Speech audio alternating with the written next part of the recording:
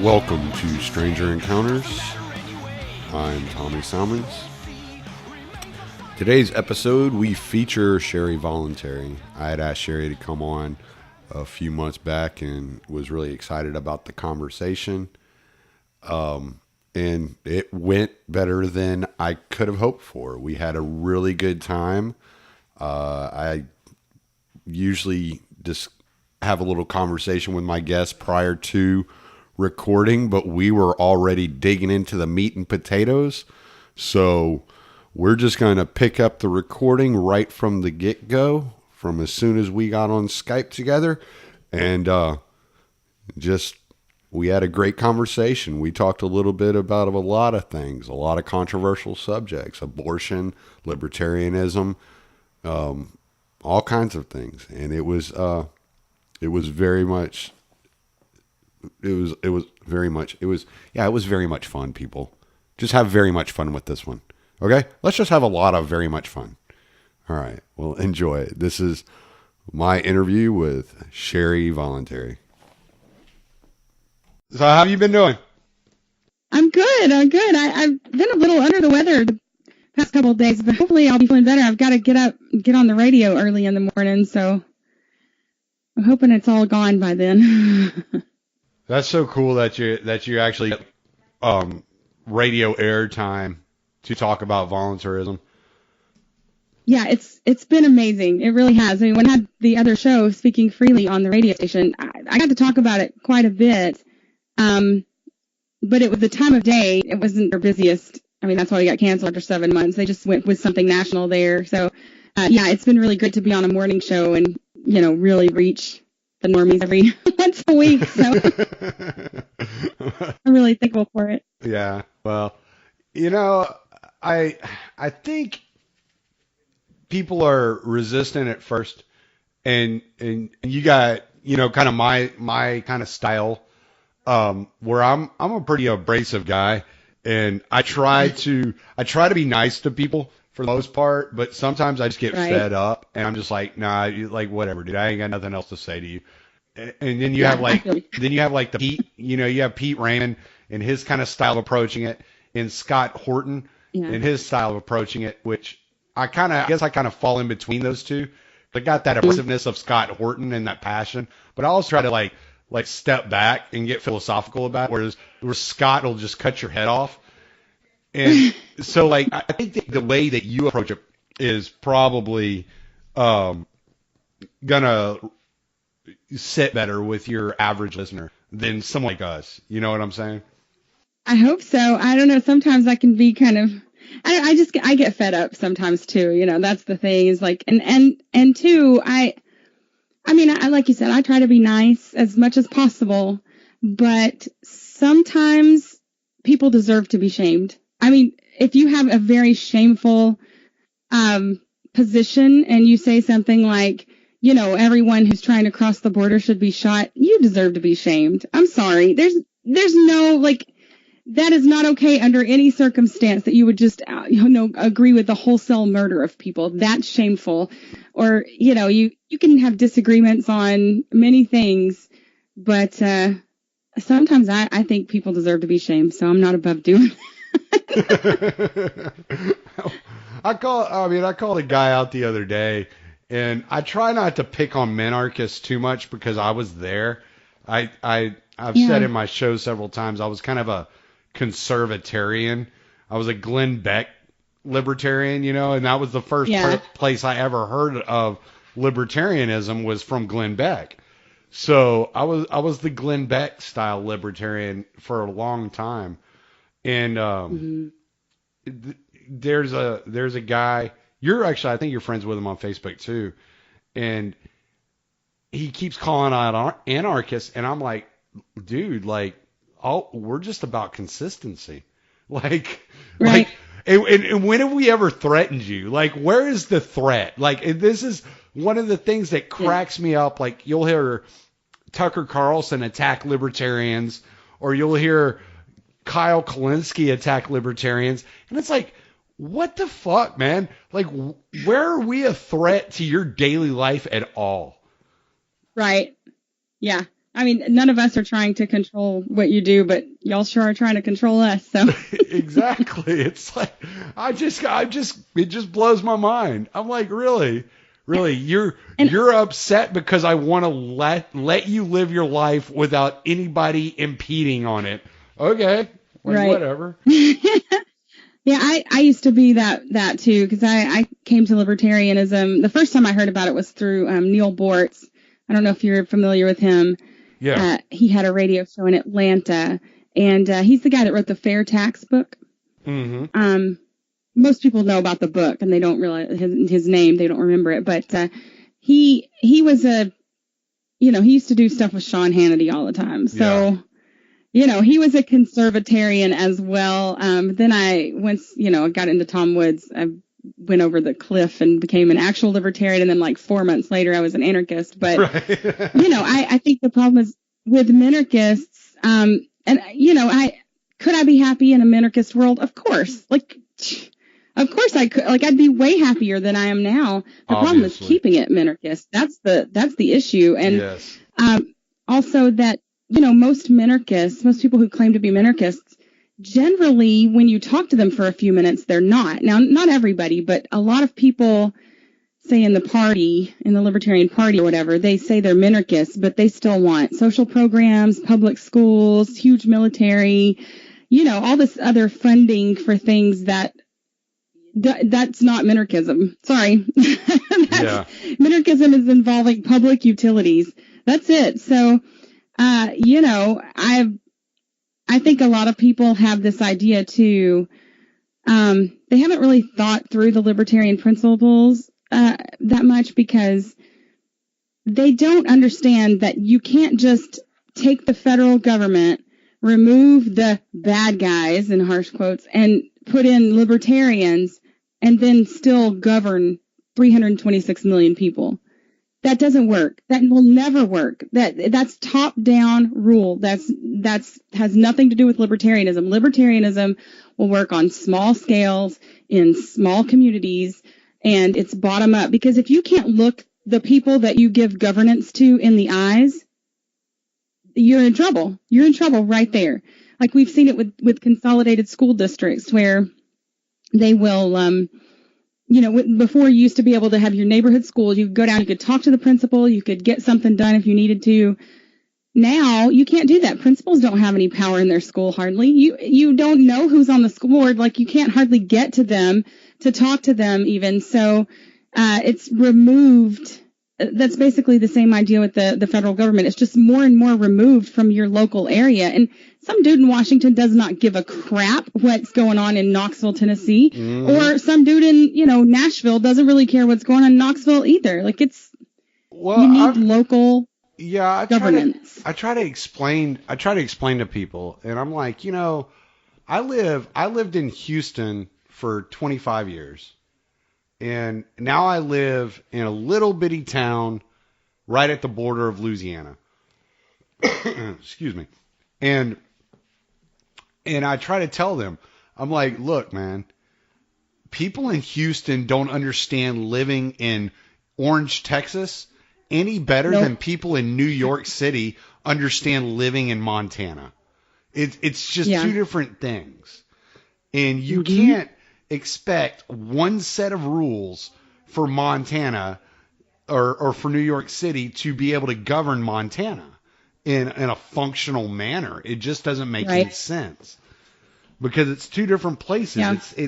It's two different worlds. Yep. I drive a truck for a living. I've been to all these places, and I'm like, this is not the same planet. It's like completely different. So. Yeah, I've lived all over. I've lived in New York State, in Michigan, Wisconsin, Colorado, here. I grew up in Tennessee, and that's where I live now. And, people don't take into account the different cultural and societal norms of these smaller cultures within the big American umbrella. We are many different nations, if you want to call it that, in one. And that was, I really think that people have had a hard time giving up the idea of one huge country called the United States of America. Like that's, and if you want to have an actual libertarian type society, you're going to have to do that. There's just, you can't, the federal system is a centralized power system. I mean, the creation of the Constitution was the anti-revolution to the revolution. So, they should have stopped with the Declaration of Independence. I think we'd all been a lot better off. But should have stopped with the Articles of Confederation. Yeah, and it's hard to convince people, though. I get that. I get the idea that it seems more logical to have this federal system with a big military to protect our borders or whatever that means. I get where people are coming from, and they're not wrong to be concerned with their safety. But freedom, has to come over safety. And look, you do a much better job of protecting your smaller area than you do of this monstrosity anyways. So I don't know. I get it, and I don't hate minarchists, but I do, I believe what I believe. I have someone who's, I guess, kind of mad at me right now, a friend of mine that is tired of the minarchist anarchist debate and us purists, and it's just part of it. Like, this is what we believe. So of course we're going to fight you for it. Of course we're going to speak our minds. Like, it's just part of it. And, many people, are in both camps, and I'm okay. Let's just fight the state for now. And I think by the time we get to anything close to minarchy, most of those minarchists will see we don't even need that, minarchist government. So, right. Yeah. Give me the next 200 years to convince you. I promise you'll get there. Well, I posted on Facebook the other day. I don't know if you saw it, but I posted on Facebook the other day, like, a libertarian that is an anarchist is not a purist. A libertarian that is an anarchist is simply a libertarian. And it's not my fault that you don't know the history of the movement. Right. Yeah, exactly. I tell people that all the time. Like, you might be referring to the same guy when you said I'm friends with him too on Facebook. I said that one day, that libertarianism is the fullness, or anarchism is the fullness of libertarianism. And he got all upset about that and has been railing against anarchism pretty much ever since on my page. But, people ask me, like, why do you let this happen? Why do you let people like this on your page? Well, they got to learn somewhere, and you've got to learn how to communicate to people. So why not? Like, it's frustrating sometimes, but this is what you're up against. These are the ideas that you're up against, and you have to learn to communicate to people. And some people are never going to come around. That's okay. You just, the reality we live in, it's very difficult to visualize, I think, an anarchist, a market anarchist society. And so people will hang on to that stuff. And, like I said, I think once you got closer and closer to it, it would start to make sense to people because the reality would be there. It's harder when it's abstract. So, you reach who can, and who you can't, God bless your heart, and you just move on.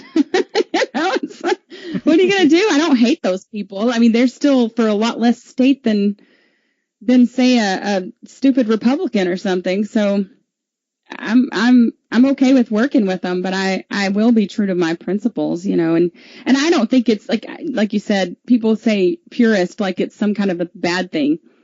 Okay. Right. Like, okay, I am a purist because some things are libertarian and some are not. And that's just the bottom line of it. I'm sorry that, that you want X and that's unlibertarian by degrees. It doesn't matter how many degrees. If, it's libertarianism is anarchism. It's that simple. It was a way to have a say in the political process to get principles by without being shot in the face. So and it distinguishes the, libertarians from left anarchists, which people are often, referring to when they refer to anarchy. So it's semantics, but it's important. And most people don't realize that. They think libertarians are minarchists and anarchists are just that next step, but not libertarian. And I always tell people, like, look, why don't you try reading a book? If you're not convinced that libertarianism is anarchism, you should try reading a book. Try reading some actual libertarian philosophy. It will become clear pretty quickly. And if you at all ascribe to the non-aggression principle, show me where there are any caveats to that. I'd love to see, and that's anarchism. There are no caveats to it. That's anarchism. So. Yeah. Oh, hey, real quick, are you okay with everything we've said so far? Because I just want to just keep going. Yeah. Oh, I didn't really. Yeah, sure. Well, my recorder kicks on automatically when I answer Skype. So. Okay. Yeah, that's cool. I wasn't sure. Most people do like an intro, so I wasn't sure. But then we kept talking, so I thought, well, maybe we're just already in the show. Yeah. Typically, I talk to somebody a few minutes before we start the show, but I'll do the intro after. I'm having a good time already. So. Okay, great. All right. No, but yeah, as of what you're saying about read a book, and this is super important. It is most definitely more difficult to become an anarchist than it is any other philosophy in the world, because you have to read so much to understand. And you're able to get completely, you could get halfway there and feel like, oh, okay, I've read enough and I can stop and kind of be tired of the philosophical discussions.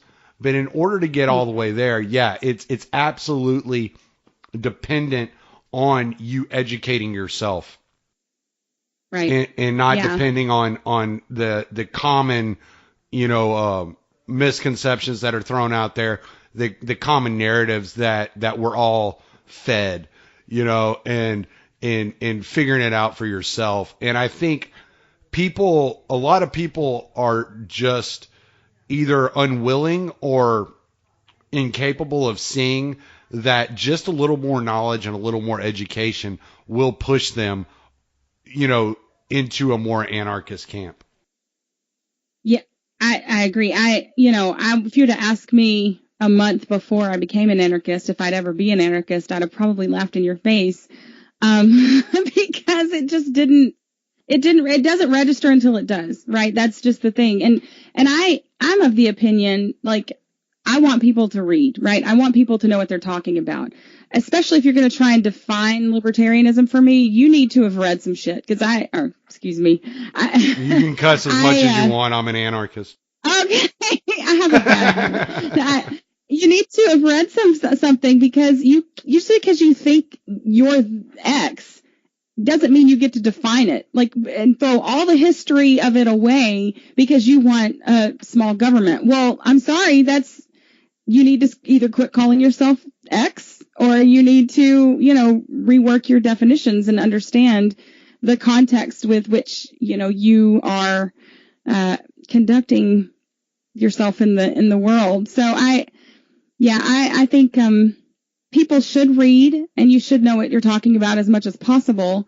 But also, I believe that the principles of voluntarism are very simple. The principles of libertarianism are very simple. And so people often get confused by issues, and they'll think, well, this issue here is really important to me, and I don't see how my principled libertarian position can cover this. So therefore, I'm gonna just say that I'm this kind of libertarian or whatever. Well, if you do a little more research, I think almost anything you can come down to on issues, it becomes very simple. I can look at just about any issue and get a very good feeling for where my position is going to be on it before I even have most of the details. Because, if it involves invading somewhere that hasn't attacked us, I can tell you it's already wrong. Like, I don't need to know the details, right? So I think that makes it simple, but in its simplicity, it becomes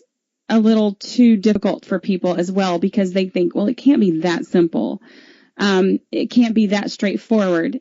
because we're used to dealing with issues. So you have these issues people who that's what they focus on, and they think that you have to come up with a new plan on every issue, and that's just not the case.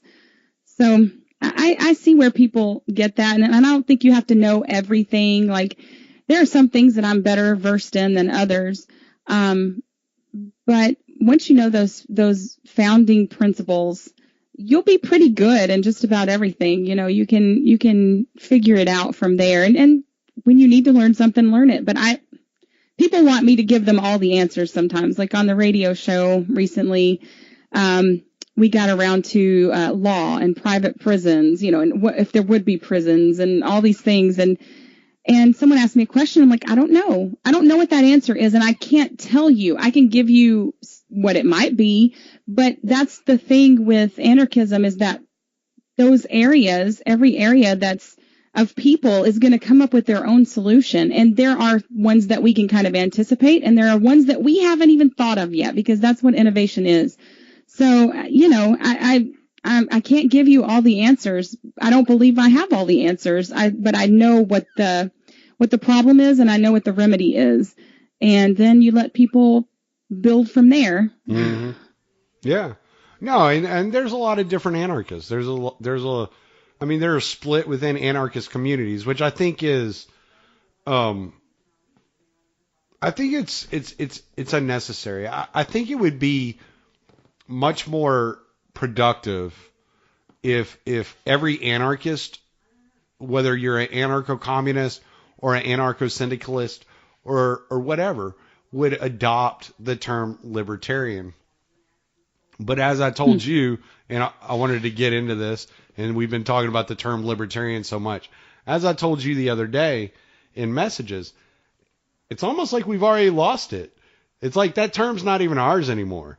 You know, I mean, we've lost the left, we've lost Democrat, we've lost everything, and there's so few of us to be able to fight these battles and to hang on to this language that it's almost like, you know what? No one's ever going to claim anarchy except for true anarchists. So, yeah, screw it. Take all these like little euphemisms out of our vocabulary, and we'll just tell you how it is. We tell you how everything else is. We call war mass murder. We don't play around on these other terms. Like, let's quit playing around with anarchy. It's anarchy. We want an anarchic society. We want the anarcho-communists to have their little communist society. We want the anarcho-syndicalists to figure out their society on their own. We want anarcho-capitalists to figure out capitalism in the free market without regulatory, burdens on corporations. We want all these people to voluntarily interact with each other and screw the euphemisms. Let's just dive in and tell everybody what we are. But it is a scary term, and I get that people are taken aback whenever you use the term. So you said you're willing to fight for the term libertarian. I want to hear why. Yeah. Because they can't have it. That's why. Because I'm a libertarian, and you don't just get to take it and call it something it isn't. Like I said before, divorcing the term from all the history of what that thing means. You can't, that's not okay to just do that, to just divorce libertarianism from libertarian history. So, I think that it's worth fighting for, too. Because, look, people already think it's Libertarian Party. That's what they think when they hear the term libertarian. They think of the party. Good or bad. For me, that's mostly not a good thing, because the Libertarian Party has really failed to, in this era anyways, teach libertarian principles. And put up libertarian candidates that would teach those principles, because they're more interested in winning elections.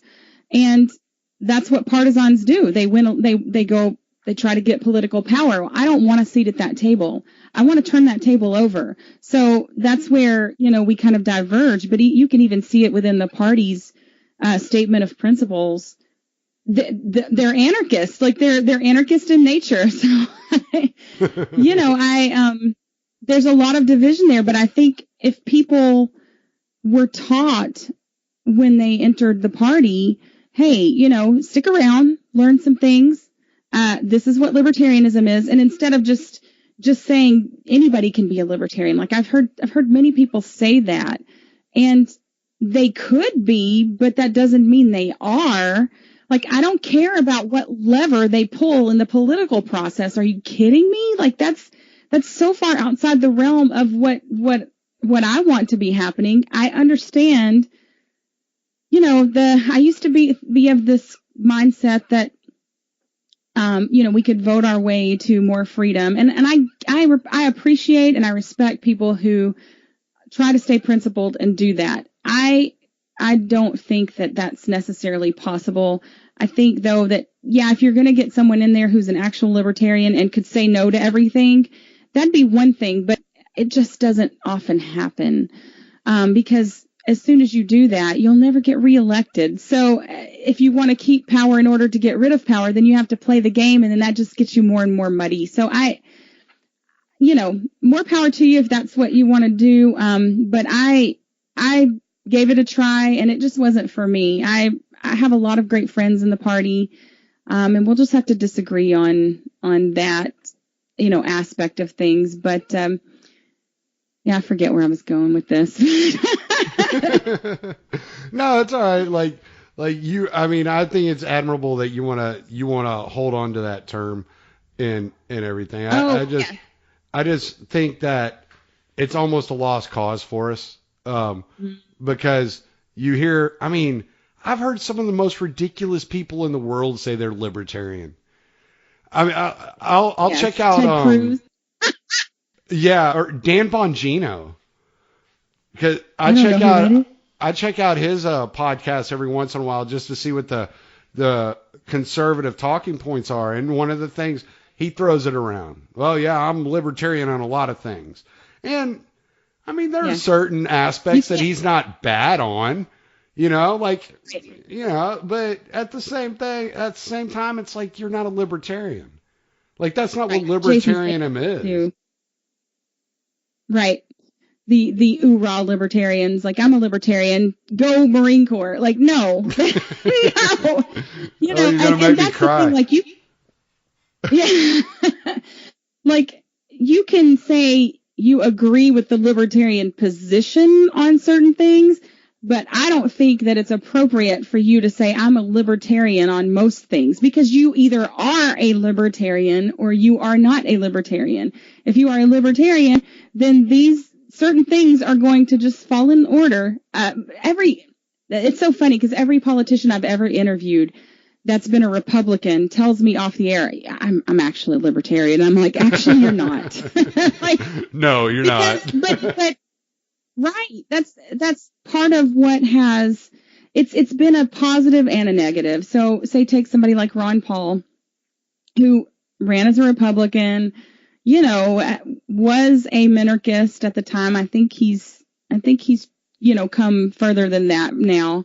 But he brought a lot of libertarianism to a lot of people, which was great. But then the party, when people started coming in, instead of saying, okay, leave your Republicanism at the door, leave your Democratism at the door, now if you're going to be a libertarian, this is what a libertarian is. I don't think that was well done. And, when you see this movement in the party to kick anarchists out, it's like, what? Like, you want to kick the people who are, really consistent with the libertarian principles and started the thing. You want to kick those. Not that I started it, but you want to kick that philosophical strain out. You're doing yourself a disservice. And that's playing politics. That's people who go, we don't want you guys saying libertarian things and getting people not to vote for us. Well, then why aren't go if you want to be a politician and you want to win elections, go to one of the parties and do that. Yeah, go to the Constitutionalist Party. Leave us alone. Yeah, go back to the Republicans. Go to the Democrats if you want. Take advantage of that, billions of dollars of branding that they've put into that and their powerhouse, because that's what you'll be doing as a libertarian candidate as well. if you want to win elections. Now, if you want to use the platform to talk to people, I'm all for that. Like if that were really what the party were doing, I would be completely down with that. And I know some people like Patrick Smith, ran for not governor of Texas. He straight up was honest about who he was and what he was doing. And I respect that because that gets the ideas in front of people who would never have heard a real libertarian position in their lives. But other than that, if you want to win elections, I just think you should go do it in one of the parties, because if you're going to play that game, then play that game. But my opinion, what do I know? Well, I mean, didn't Tom Woods say that he'd rather a libertarian candidate that was able to change 7 million minds than over a libertarian candidate that would get 60 million votes or something like that?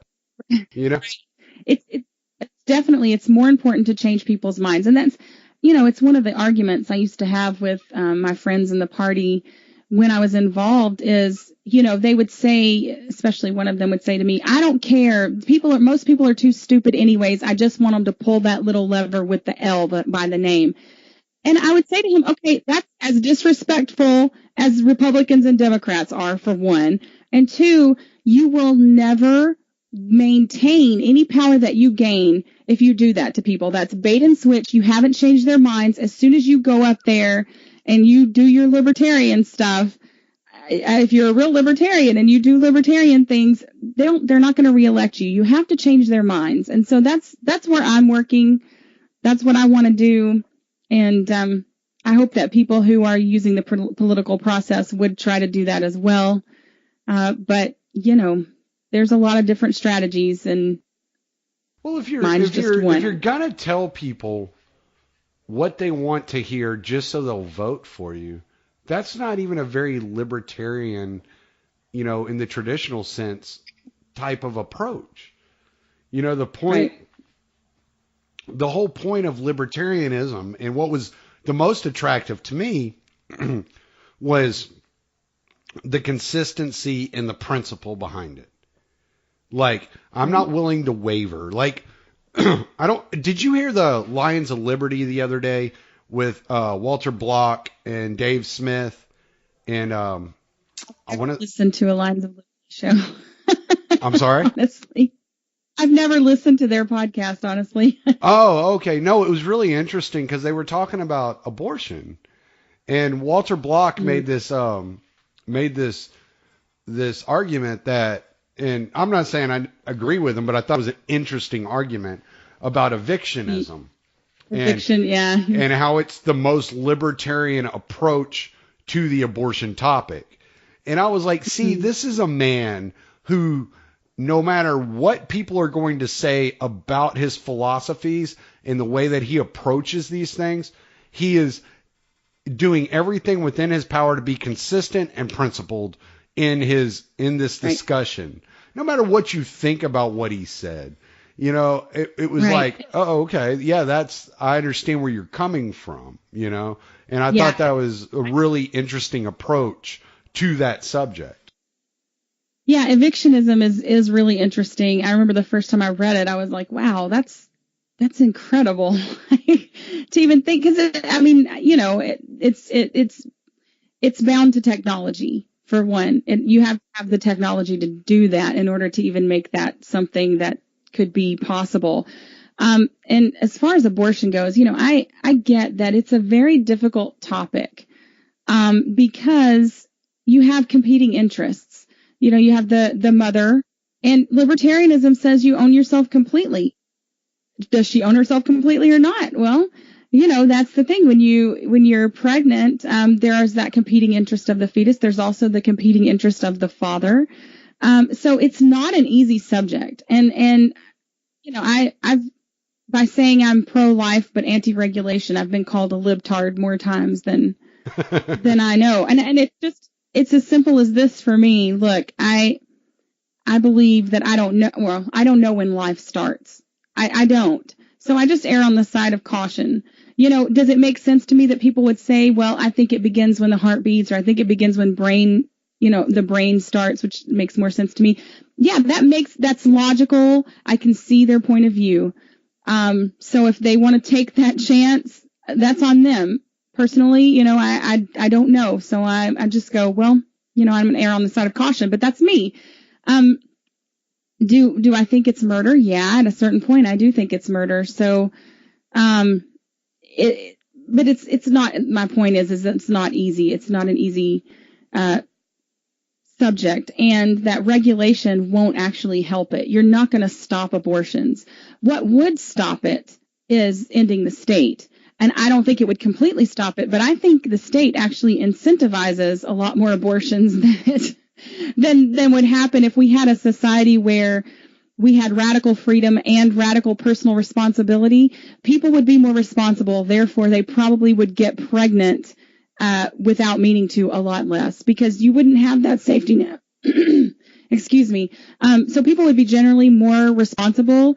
I guess you could argue that there would be people who would be incentivized to, because they wouldn't want to take on the responsibility to have abortions. But I honestly think that if you had a more responsible society, you would have people who would consider what they were doing beforehand and make more responsible choices. Because, I know just from raising my kids, you don't make people more responsible by giving them no responsibility. So we have a whole society of people who are, have this learned helplessness and this reliance on the government. And so I can see why people would think that. But to me, the bottom line is you're never going to stop people from doing things you don't like, even murder. Like, we never stop murder. We can't always have justice for every murder. That's just the nature of the world. And I don't think that the legislative process takes care of any of that. So to me, it's kind of a moot point. Yeah, I typically I tend to lean your way. Typically abortion is a subject I just don't even talk about, because I don't think there's an easy answer. I don't think it's an easy black and white, right versus wrong answer.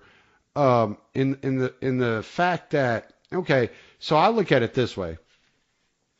If there's a mother or a woman who's a drug addict and she gets pregnant and she decides, you know what, number one, I don't want a kid. Number two, even if I had this kid, I couldn't take care of this kid because I'm a drug addict. And number three, I'm a drug addict. This kid's probably going to be all kinds of fucked up. And she goes and gets an abortion. I don't think anything bad about the lady. That might be the most responsible thing to do.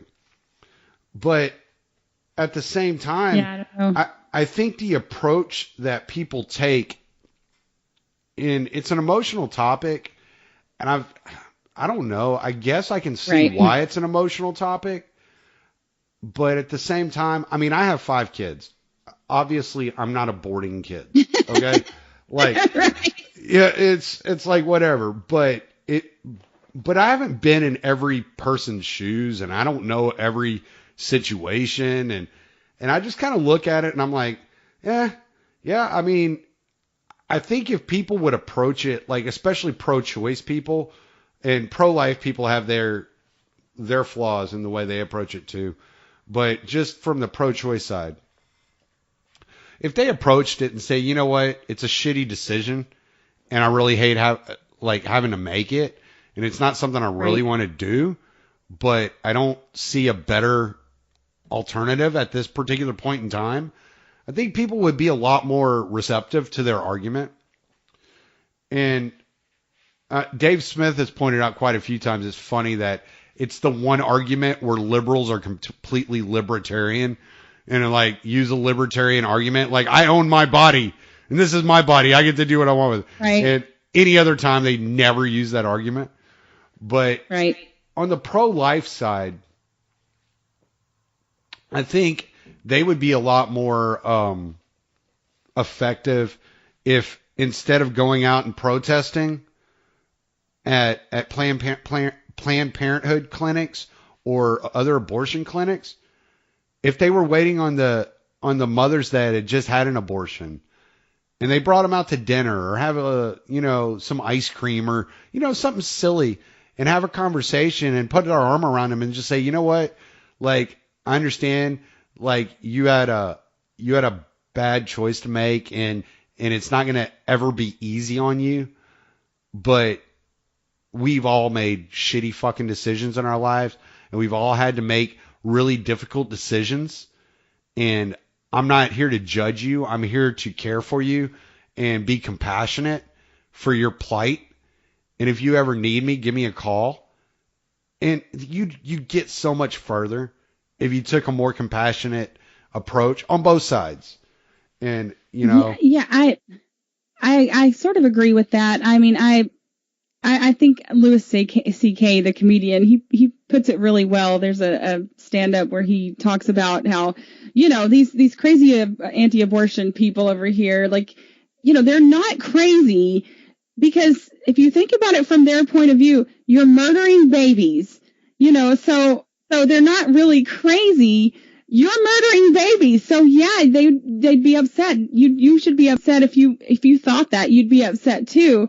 But I think they do have some good points, that some good criticisms of the pro-life, which I kind of hate that term, but the pro-life movement, or people on that side, when they say, you know, most people that are pro-life, they care about the fetus more than they care about the baby that's born afterwards. And you know, that's an argument for society to take on the role of parent there. But I get what they're saying, that, you know, you're only concerned up until the point of me actually having the baby, and then you wipe your hands of me, and, you know, right. I could have had an abortion and it wouldn't have been this or that, you know, burden on society. So I definitely think that it is an emotional issue, and, you know, you have to step back from it and go, okay, I'm going to deal with people in a non-emotional way, because it doesn't help. If I'm trying to implore you to choose life, then yes, I'm going to appeal to your emotions, because I know that abortion is not just as simple as having a medical procedure and then walking out the door, right? There's a price that women pay for that. There's a price they pay physically, and there's a price they pay mentally. And if you believe in the spirit realm, there's a price they pay spiritually. So, you know, if you're of that flavor, I don't know. I just know that what I believe, and that, to me, I can't support murder. And so I have to stay on the side that I'm on, but I don't have to be a dick to people, right? But I mean, I do see it a certain way. So, you know, I would rather people be responsible, but that's not something that's going to happen. And it's never going to always be the case. Like, it doesn't matter what laws you pass, there are going to be abortions happening, just like there are murders happening right now, just like theft happens right now. And there's a lot of that you're never going to catch anyways. So I think you're right that you need to appeal to people in a kind way and be imploring to them, and know that they can come talk to you, and that how are you going to help this situation? So I do think that that's probably the best approach to take, is to reach out to people instead of condemning them, because condemnation never works hardly on anybody. It never, like that old saying, a man convinced against his will is of the same opinion still. Like, you can get people to be convinced of something, but you can't really change what's in their heart, like, if you don't actually try and move them to your position. So yeah, I get it. It's not a subject I really love talking about either, because I feel like, you know, it's one of those, the answers are not clear. It's not easy. Yeah, exactly. So yeah, there's a lot of gray area. There's a lot of nuance. People like to, it's black or white, and I'm like, no. And my biggest problem with the entire abortion conversation, and the conversation is an abortion in itself, is that the tactics taken by both sides are horribly flawed. And it's like, if you want to convince somebody, you're never going to convince them by demeaning them and insulting them. And that's just not ever the way that you're going to ever convince anybody of anything. You know, you should be trying to change hearts and minds, you know, not mold them to be what you want them to be. And so that's my main problem with the entire subject. I don't really have strong opinions on either side. I would say I lean pro-life, but like I said earlier, like if somebody laid out their circumstances, said, "Look, man, I couldn't justify it." You know, you couldn't think of a better alternative. You know what? Okay. Like, who am I to judge? You know, like I've done some fucked up shit in my life. So, you know, if it comes back on you and you feel guilty for it later on, then, you know, you're going to have to deal with it. But at the same time, it's not my role to judge you or to be, you know, you're some authority figure in your life. So that's my main issue with the subject, as I think the tactic and the way that people approach it is completely flawed. And so I typically just avoid the conversation because I just don't find it constructive. It is hard to be constructive in that. It's because, you know, the feelings are strong and, you know, if you believe that the fetus is alive at some point, then it does have complete self-ownership as well. Like it is a person and it deserves all the rights that a human has. So when does that happen? That's really what it comes down to, and nobody can answer that. So like I said, though, I think people would be more responsible. And, you know, if you had a truly libertarian world, you're going to have places where abortion is legal and places where it's not. Like there's going to be those kinds of things. You're going to have places where that's, you know, the societal norm, that's okay. And then the norm where it's not. So, you know, for myself, I go, a lot of bad things happen in the world that I don't like. And a lot of bad things happen that just aren't my business. And so it's for those people there to try and figure out. It's not for me to intervene somehow and try and change that. So, you know, I guess I'm of the opinion that I sort of accept that, you know, as vile as I think something is, that doesn't mean that it's not going to exist in the world, and it's not going to mean that I have some intervention that I should do. Like things, the old saying, you know, shit happens. It's sort of the thing, like shitty things are going to happen in this world, and they're not all going to receive justice in this world. So what do? I'm not going to go around trying to assert my will on everyone because I see something they're doing is as wrong. So I never thought I was going to be talking abortion on my podcast. And that's not very satisfactory. I'm sorry? I said I never thought I'd be talking abortion on my podcast. It's like the one subject, like I said, I never talk about it. I'm like, whatever, man. Yeah. I do want to move. I do want to move a little bit because yes, please do. You did not abort your children, and therefore you have and you've made some changes in your parenting style over the years. So how has that worked out? Yeah. And what were those changes? Well, you know, it's interesting. I just have to say this, that the religious group that I used to be a part of didn't believe that life began until the first breath. So they were not anti-abortion, and I was very pro-life. I thought, well, if you don't breathe and you're born, you're stillborn, you're dead, right? So you're not alive until you breathe. So that's kind of a funny twist that now that I'm not really religious, I'm pro-life, which is kind of strange. But anyways, I was very authoritarian, and one of the biggest regrets of my life is how I raised my son in the younger years.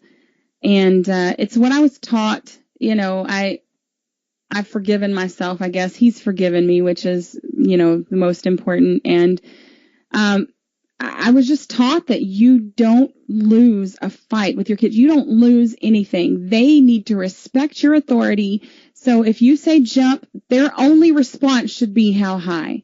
And if it's not, then you get that little sucker in line, you know, and you use physical force to do that. And, I was harsh. I was really harsh on him. And a lot of times when it didn't matter that much.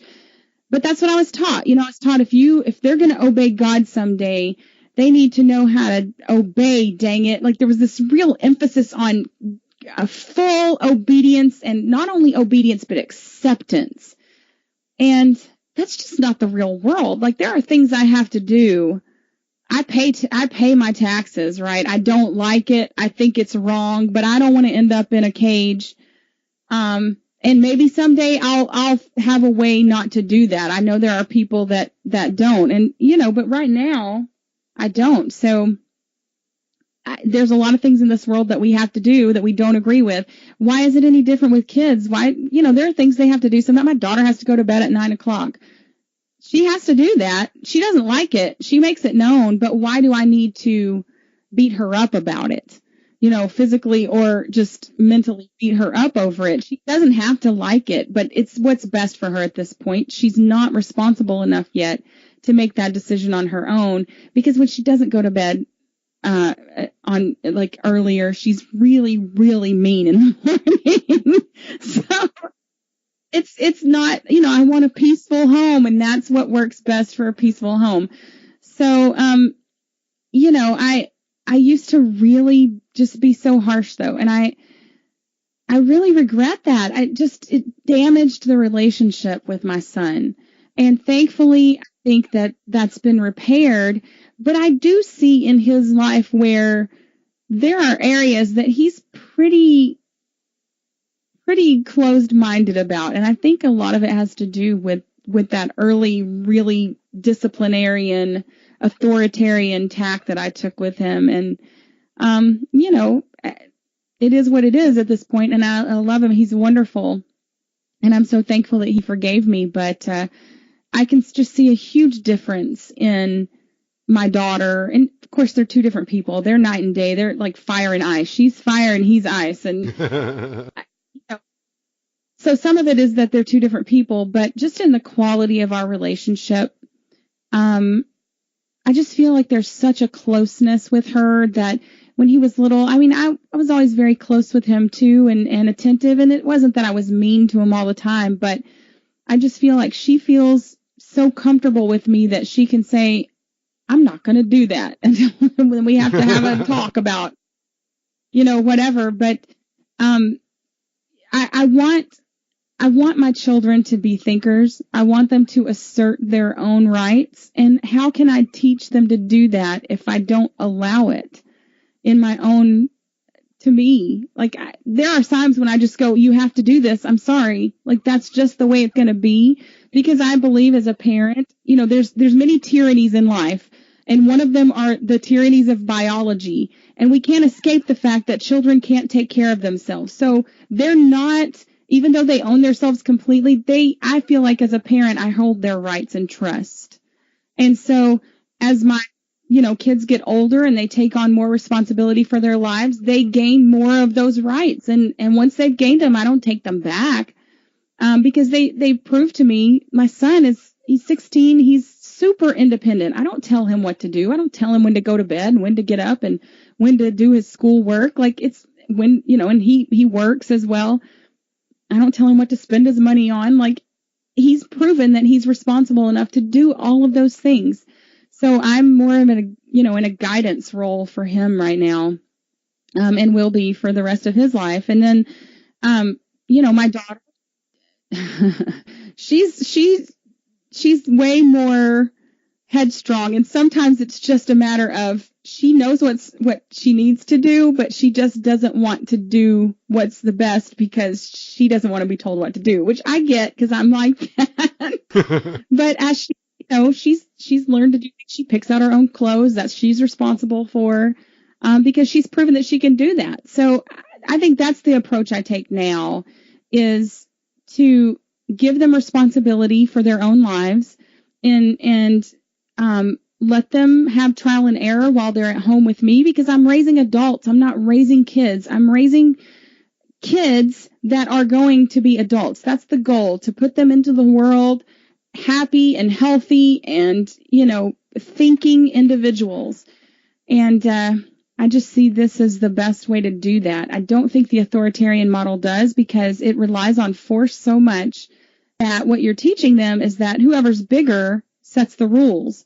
And so when they get to be a teenager and they're bigger than you, you're just asking for a lot of violence, because you've taught them the whole time that if you can physically control me, then you have the right over me. And, they'll try it on you probably. So I think that's really sad, and it's really damaging. Yeah, no, absolutely. Have you read the book Outliers? Yes. Oh my gosh, I love Malcolm Gladwell. You just reminded me. You remember the chapter where he's talking about the difference between the way that impoverished people and rich people raise their children? Do you remember that? Vaguely, yes. It's been many years since I've read it, but yes. He's talking about how you'll hear, like, with wealthy people, you hear their children talk back to them and getting away with sounding as we claim down in the South. That's disrespectful, talking back to authority, and they get away with it. But what the wealthy know that the impoverished don't know is that teaching a child assertiveness is more important than teaching a child to be obedient. Yes. Whereas the more impoverished families are just hammer away at obedience. Right. I do remember this now, because he uses the example of going to the doctor, and how children who have grown up in better economic circumstances generally just talk to the doctor like they're a person, and they have this sort of, respect type. It's not disrespect, but it's not this authority, and non-authority type mindset. So yeah, they'll generally get better care because they generally feel like they can talk to the doctor easier. Yeah, that is a really interesting point. I think his works are just amazing. I've read Outliers, and what's the other one? I know he has another one. He's got a few books. Yeah, I haven't read any of his other stuff. I read Outliers, but I have listened to his podcast. He has a pretty cool podcast that he does called Revisionist History, which is pretty interesting. Okay. I'll have to listen to that. I really like him. I think he's done in so many instances, he does a really good job of putting, taking all this information that's out in the ether and really synthesizing it into some really good ideas. So, I really appreciate his work, but I agree. Like, I want my kids to be assertive. I want them to be, I want them to be able to think and to be able to have their own opinions about things. Like, yeah, okay, so I understand that you don't like that you have to clean your room. That's okay. You still got to clean it. Like, this is my home, and you need to show thankfulness, because there are things we need to teach them beyond just libertarian values. Like, I want my kids to be thankful for what they have. I want them to be good people. And so I always tell people, like, I think libertarian philosophy, the non-aggression principles, say that's the beginning of morality. That's not the end. You build on that. So there are things that libertarianism doesn't necessarily answer, that it takes other moralities to answer. Like the question of, do you stop someone from committing suicide? That's not, that's not necessarily something that libertarianism answers very well. So it comes down to your own personal morality in that as well, because, well, do I agree people have the right to take their own life if they wish? Yes, I do believe that. That's the libertarian answer. But also, if you're not in your right mind at the time, if you're a depressed person, are you really in your right mind where you can make that decision? Would you actually want someone to stop you? Because a lot of times people do actually want someone to come to their aid. They're looking for release and attention to the problem, not actual death. So I think there are other things, if you're going to kill yourself in front of me, I'm not about that. Like, if you want to kill yourself, you need to go somewhere where you're alone. Like, or if you're terminally ill, like, I understand that. My dad died of cancer. It's terrible. It is absolutely one of the most horrific things ever. And so do I understand people wanting to take their lives then? Yes, absolutely. And I think they should be able to. So I think there are other moralities in life, and you build on those. But the first ones are that people do own themselves, and they own themselves completely. That's really important. So Wait, I've always referred to suicide as libertarian eugenics. Was I wrong in that? Little dark. Wow, I never thought I'd have to think about that. The world's overpopulated anyway. Yeah. Yeah, we definitely don't need less libertarians. Right, that's true. No, I'm just saying, it's like our eugenics program. It's an individual making an individual decision. So, like whatever. Yeah. So, and I'm sorry. Go ahead. No, go ahead. Go ahead. I was just going to say, I might not like that someone made that choice, but it is theirs to make. But like I said, if you're going to jump off a bridge in front of me, I remember this one particular example, and I was in an anarchist group on Facebook that we were arguing about this particular thing, which I think is important. Like, I think it's important to have these discussions. But there was a guy, he was going to jump off a bridge, but the people that were around him held on to him until help got there, and they took him to the hospital. And then afterwards, he was very thankful eventually because he got the help he needed. But these people, that's a human thing. You don't want to see another human destroy themselves. Like, that's nothing wrong with that. In my opinion, there's nothing wrong with that human. You see this person suffering, and you're going to stop them from making a decision that they cannot come back from. And like I said, I don't have a problem with that if the person is doing it in front of me. If they do it alone at home, that is their choice. I hope nobody would make that choice, but it's one of those things where I recognize that humanity says you don't want people to destroy themselves. You don't want people to die because they feel like there's no hope for them in life. Like, that's a person who really isn't in their right mind. So I think they need help.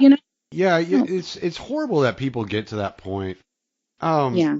Justin Wren, I heard him talking on Joe Rogan. I don't know if you know who Justin Wren is, but he's a UFC fighter, and now he does a lot of charity work, and he does wells for pygmy nations in Africa. Okay. And he's teaching the pygmies in northern Africa how to dig their own wells. He goes over there and he digs the first few of them, and he teaches them how to do it so they always have fresh water. Really great story. It's really cool. But he went through serious bouts of depression at one time, and he was considering suicide. He actually attempted suicide, if I'm not mistaken. Mm-hmm. But he obviously he's built a relationship with these pygmy villages over there and these villagers over in Africa, and he discusses with them his depression and that he tried to kill himself, and they look at him like he's crazy. What I think people don't realize is in the third world, you're so worried about survival, you don't have time to think about committing suicide. If you want to die, you just stop hunting and you stop gathering. You stop doing the things necessary for daily survival. And this is really like a first world problem. And I know people don't like to discuss it that way, but it truly is a first world situation. And it's really crazy that we are in such a world that the more wealthy you are, the more privileged you are, and I use that word lightly, not lefty. The more privileged you are to be able to think about killing yourselves. Because those that are struggling daily just to survive do not have that luxury. And that's something that people really need to think about. Yeah, I agree with you. I think it's like I have a friend whose husband committed suicide a few years ago, and I have all the compassion in the world for him. Like I know what it's like to be in the place where you think everyone's better off without you. And people who commit suicide generally usually are convinced that the world would be better off without them. So I kind of hate it when people talk about people who commit suicide as they're just selfish and they're sick, right? You're sick. And it's the person who pays the biggest price is you. It's terrible. And it is terrible what happens to families after that and the people who love them. It is a sad, sad thing, but I think we have to, have compassion that these people, they really, like, he had pain issues for years and he couldn't get out of pain. And so I understand, like, you can still think, man, that's a tragedy and I wish he wouldn't have done that. And also kind of see his point of view. Like, it's hard to live like that. I didn't have to live like that. So, I understand where people are coming from, but I think you're right that it is generally a first world problem, and that, we have a lot of comfort. We have a lot of wealth, but that's not what makes for happiness.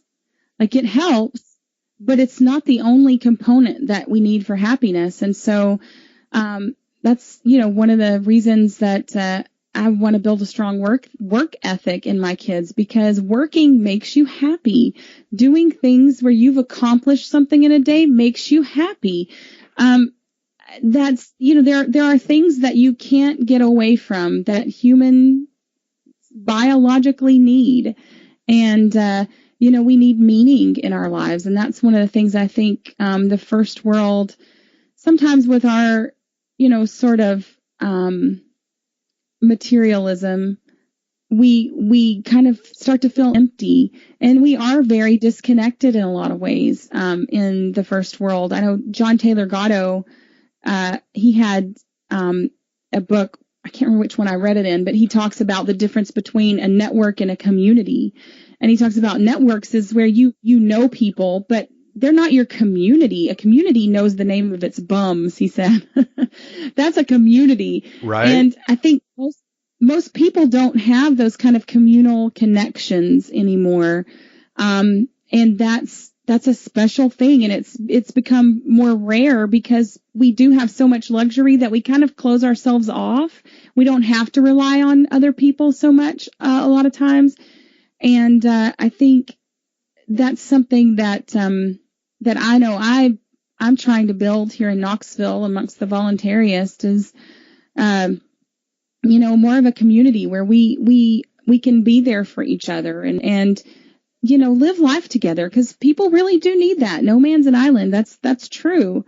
Everybody wants to belong somewhere.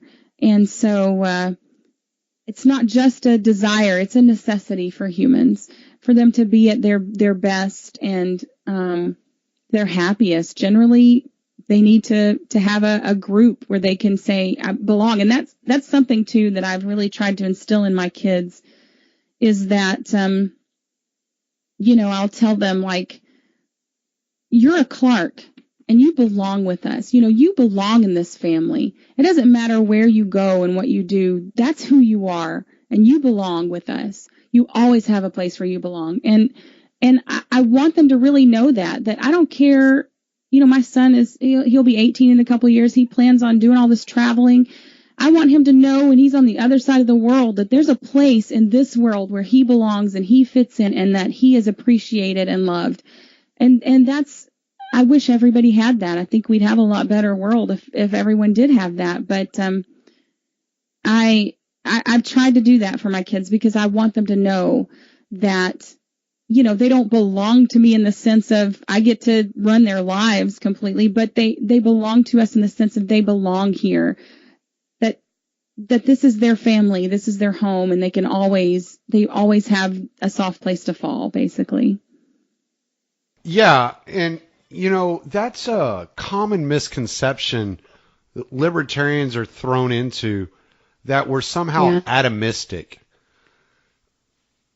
People, voluntarism, anarchy is not an atomistic idea. It's it's communal. It's not communist. It's communal. Right. And there's a difference because it's all done cooperatively. If I could say the word, cooperatively. No, you're absolutely right. I tell people all the time, look, if we ever got what we wanted, we need communities. Like you're never going to get away from, like people talk about often hierarchies. Well, yeah, there are natural hierarchies though. Like, do I want false hierarchies running the world? No, because that's bullshit and it hurts people. But natural hierarchies, a parent-child relationship is a natural hierarchy. Like families are natural hierarchies. Leadership is natural. Like there are people who are just going to be good at leading in certain areas, and that's okay. It doesn't, because people need leadership, and like they did this experiment years ago where they tried to have a symphony, because they all had the sheet music. They tried to have them play without a conductor. They couldn't do it. They couldn't keep time together. The conductor plays a very important role. Those are natural things that people need in communities, our leadership, and it doesn't make that a non-libertarian type of situation. It's just, that's the nature of life. You cannot get away from the fact that people need each other, that people need community, that people sometimes need leadership. We're all leaders in our own lives, but then there are areas where, people are going to choose to follow people, and that's okay. I think you're exactly right. It's something that and I find it's a lot of younger people, especially young men, that tend to fall into that. And I don't know how old you are, Tommy, but I'm in my 40s, and I think as you get a little older, you start to see that more, that sort of piss and vinegar type thing runs its course, and you start to see the benefits of needing other people and having other people in your life. And I think especially young men, there's a time in life where they need to break away and be very independent, and that's okay.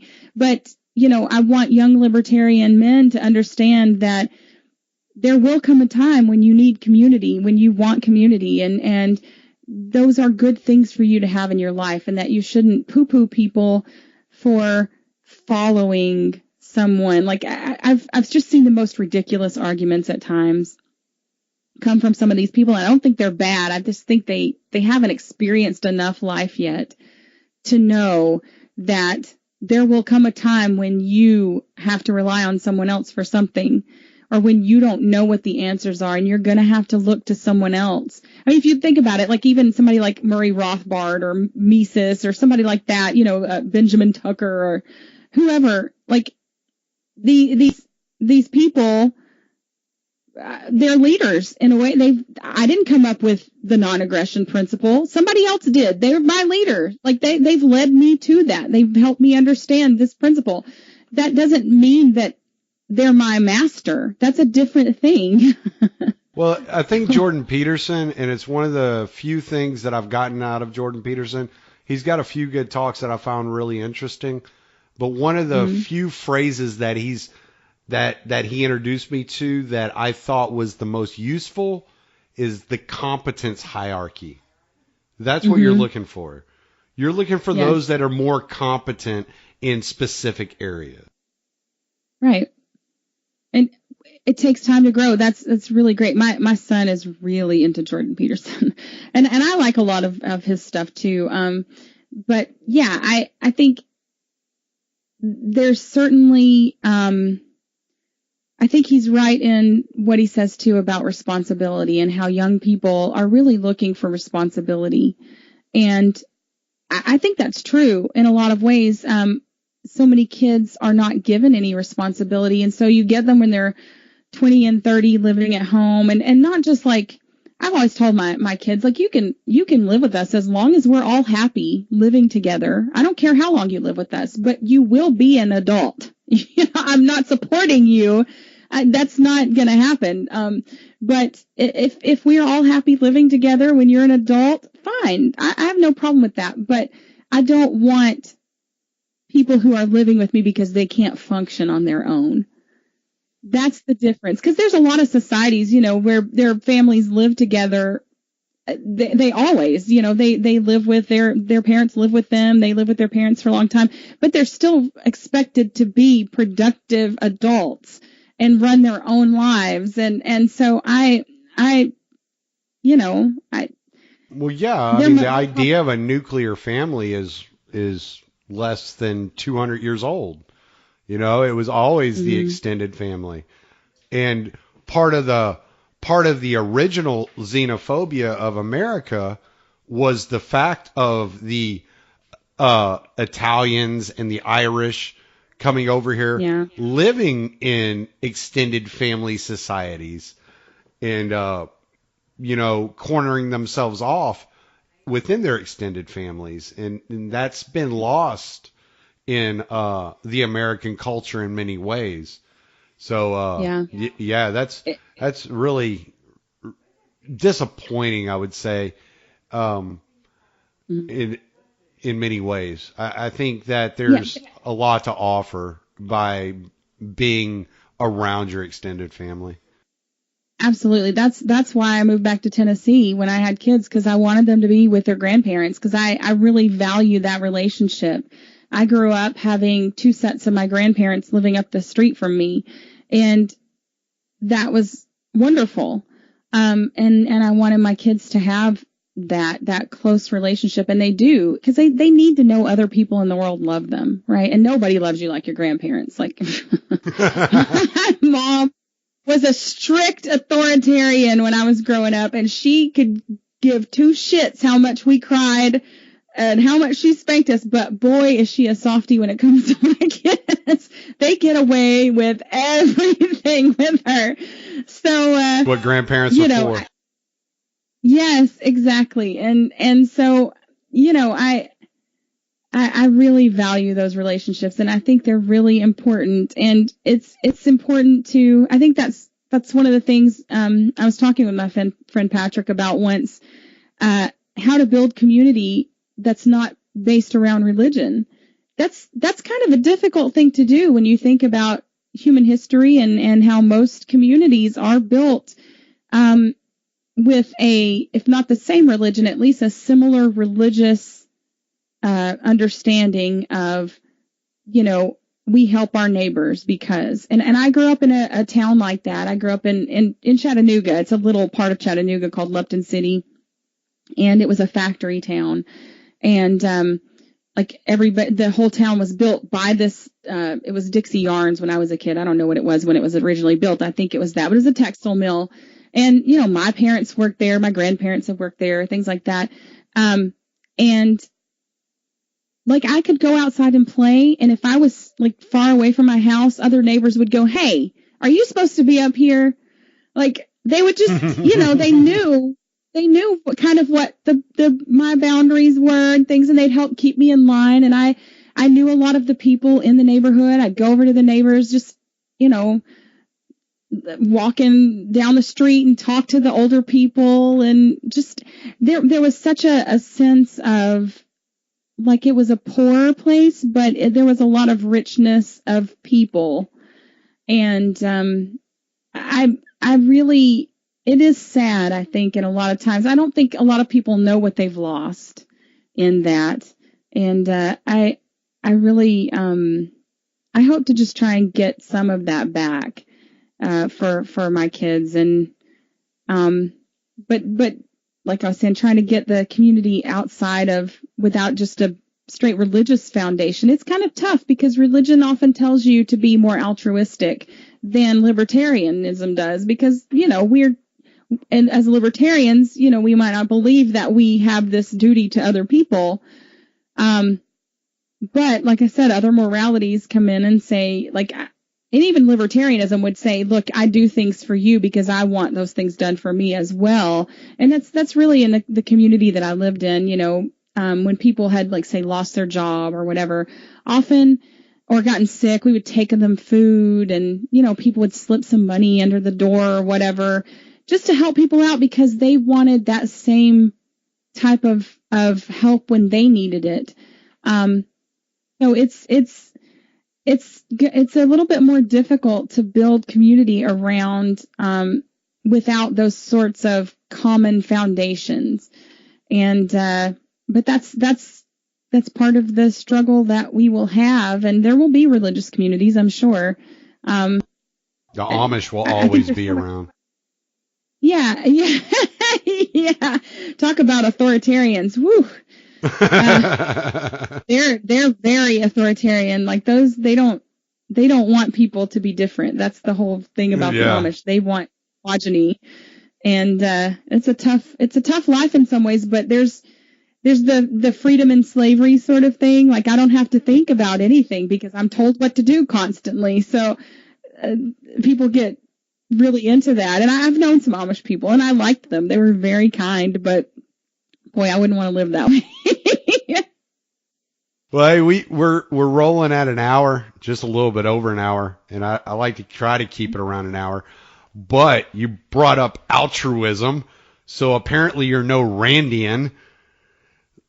So, well, I mean, I agree with Rand that I don't owe my life to someone else because they're there. Oh, I don't owe. I do agree with that. I'm just saying that, there are other things that people may be. Like if you're a Christian, there is a certain altruism to that. And so I just don't think it's bad if you decide you want to be altruistic. But what I don't like is being forced, like socialism or being shamed. That's one of the things that will get me to turn you off as quick as anything is if you try to shame me into doing what you want me to do. I really don't like that. I don't, it doesn't. A quick aside. My wife was taking a survey. All right. So here in the last 8 months, my wife started working from home as a virtual assistant. She was taking a survey for something, and it was one of the virtual assistant companies that she was applying with, I believe. One of the questions on there, and I laughed. I literally belly laughed, and I don't belly laugh very often, but I couldn't stop laughing. One of the questions on there was, most people believe that altruism is more important than self-interest. Do you believe this, and why? And I could not stop laughing. I was like, these people are so full of shit. Because most people are altruistic out of self-interest because it makes them feel good. Not because they feel obligated, but because of the feeling, the sense that they get out of being altruistic. So that's my quick aside. But yeah, I died. My wife's like, "What's so funny?" Like. And that's great though, because it's true. Like it feels good to help people sometimes. That's just like, and I want to help people sometimes, and there's nothing wrong with that. But it's the difference in knowing that some things are my responsibility, which is myself, and some things are not, which is you. Right. Yeah, so exactly. There are times that, I go, look, I'd like to help that person, but I've got my own issues right now, and I just can't. I'm not gonna, it's one of the issues I used to have with my mom when I was growing up. She's very kind-hearted and she feels very obligated to help people. So sometimes she would do things that weren't the best for our family, trying to help other people. And I've learned that lesson, and I don't ever put my family's needs behind anyone else's. Like that I never. So I like to help people when I can, because I do like helping people, and I want help if I ever need it and things like that. But I think there's the difference in knowing, okay, this makes me feel good and I do it, or I want something out of it, or I'm obligated to do it. I think that's the difference. But all right, I don't know if you've listened to any of the last couple of episodes I've done, and if not, don't feel bad. Don't worry about it. But I was talking to Scott Horton, and we were discussing, like, he brought up how he missed the radio, and like, he's pretty open about this. He's said it several times on several occasions on several other podcasts. So I don't think I'm revealing anything. But one of the things he brought up to me is that one of the things he wanted to do was to do a segment on charities. He's like, we're anarchists. we're railing against the state all the time. We're not offering any solutions. We're not offering any alternative to the state. We're just telling everybody that the state's wrong and that the market will figure it out. But I want to do something about charities, and I want to expose people to charities. So one of the things I started doing with Mike Maharry is that he's my friend. Mike's awesome. It was such a fun discussion.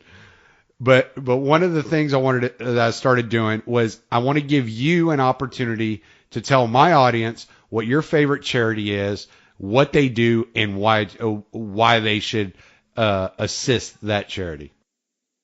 Okay, well, I've got a few. Okay, and give me a couple. Two of them you're gonna be really familiar with. Yeah, so two of them are the Ronald McDonald House, which I think is a phenomenal charity, and most of the money goes right back into that thing, where they help families stay. And I was in the situation where my family was in a very devastating car accident in 1995, and thankfully we were in our hometown, and my sister had to go to the Shepherd Center in Atlanta at the Spinal Center.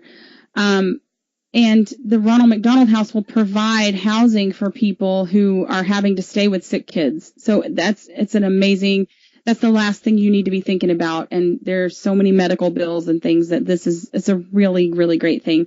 The others is a Shriners Hospital, of course, because man, do they do some fantastic work for people, for kids with cancer and things like that, especially. So I really like those charities, and they both I'm really about knowing the charities that I give to. I don't just generally give to any old thing, where they ask you at the start, you want to give an extra $1 to fight hunger. No, I don't, because most of that money probably doesn't go to the charity. So I generally only give to things that I'm really familiar with. And then there's also, Liberty Memes does a lot of good stuff. GoFundMe's. If you guys are familiar with them, they've done they've got this one girl eye surgery, helped save her sight. They helped someone's cat. They've gotten people's homes out of foreclosure, things like that. So they've done a lot of good work. And they're libertarians. And then We Do Better is another charity that I'm really I don't know if you can give directly to them, but they go into places and they see what the government is doing and they do it better. they give an alternative to the government. That's not hard. Domino's does roads better. Yes, exactly. So check them out because they're libertarian as well. Dan Johnson is the guy who runs that. It's called We Do Better. That's a good one. And then there's one in town here, and the guy has actually been someone that I've helped turn into a voluntarist, which I'm really happy about. But it's called Laundry Love, and it's a national, they're like a franchise of charities, sort of, but they sort of do their own thing here in Knoxville. And what it is they just, every month they have a day where the working poor can basically come in and do laundry. And then they have a meal together, which I think is really amazing as well. So those are my favorite charities. Awesome. That's great. I'm glad you had a list because I think about it and I'm like, we have to help animals. I like to fish. You can donate money to help me fish. Yeah, I mean, there's a lot of good ones out there. there's a lot that aren't really. I really need to do some more research on more charities. Honestly, I spend so much time driving, and I'm listening to audiobooks and podcasts the entire time. And then I have like an hour and a half to myself every day. So it's like I'm either reading, researching, or I'm getting my podcast ready. So it's like I need more time. So a lot of time. All right. Well, I'm gonna shut this down. If you give me 1 second. And my mom, I can already tell you right now, is ecstatic that I spoke to somebody that speaks her language, so she can actually understand one of my guests for a change. That's awesome. Good. Thanks for having me on. I'm really It's been a great show. It's been a lot of fun. Give me 1 second. I'm going to shut this baby down. All right, everybody. That was Stranger Encounters with Sherry Voluntary. I'm Tommy Salmons. Late.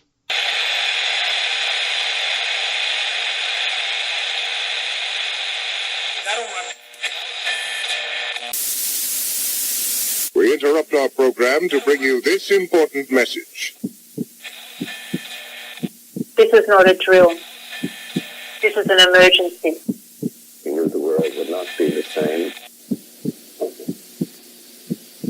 Few people laughed. Few people cried. Most people were silent. I'm Tommy Salmons. This is Year Zero.